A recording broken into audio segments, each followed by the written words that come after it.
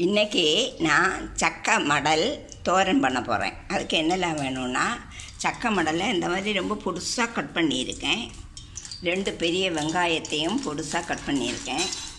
அப்புறமா அரைக்கிறதுக்கு 3 table spoon தேங்காய் திருவல், 1 டீஸ்பூன் சில்லி பவுடரு, 1 டீஸ்பூன் மஞ்சள்தூள், 2 டீஸ்பூன் பெருஞ்சீரகம், 1 கொத்து கருவேப்பிலை, 2 பச்சை மிளகாய், 4-5 பல்லு பூண்டு, ஒரு சின்ன பீஸ் இஞ்சி. இவ்வளவும் தோரனுக்கு அரைக்கிறது போல் அரைக்கணும். கடாயில் 2 டேபிள் ஸ்பூன் எண்ணெய் ஊற்றியிருக்கேன். சூடாக இருக்கும். கடுகு, உளுந்தம்பருப்பு,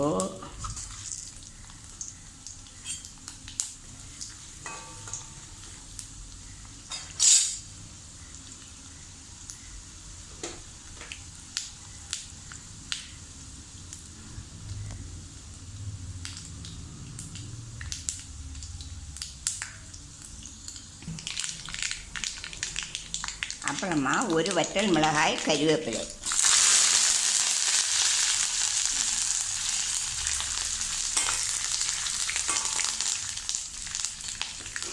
இனி இந்த வெங்காயம் நறுக்குனதை போடணும்.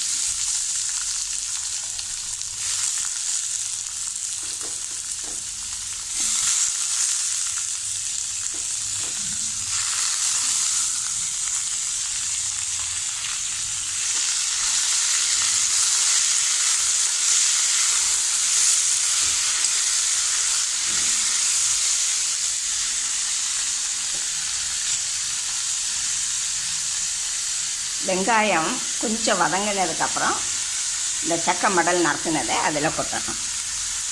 கொட்டி நல்ல கிளறி கொடுத்து மூடி வச்சு வேக விடணும். சால்ட்டு இப்போ போட வேண்டாம். கொஞ்சம் வதங்கி இருக்கும். ஒன்று நல்ல கிளறி கொடுத்து கொஞ்சம் சால்ட்டும் போட்டு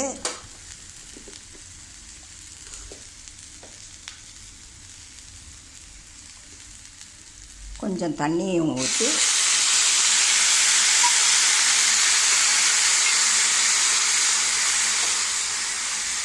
நல்ல கிளறி கொடுத்து மறுபடியும் மூடி வைக்கணும்.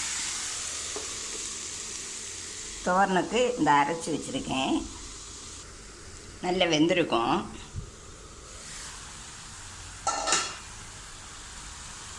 இனி இந்த அரைச்சி வச்சுருக்க அரைப்பை அதில் கொட்டி நல்லா கிளறி கொடுக்கணும். இந்த கொத்தமல்லி கீரை நறுக்கி வச்சுருக்கேன், அதையும் போடணும். போட்டு நல்லா கிளறி கொடுத்து சால்ட்டெல்லாம் சரியாக இருக்கான்னு பார்க்கணும். கொஞ்சம் அது வதங்கட்டும்.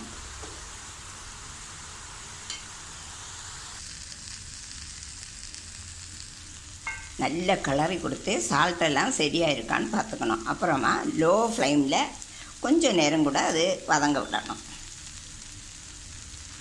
சக்கை மடல் துவரன் சரியாயிடுச்சு.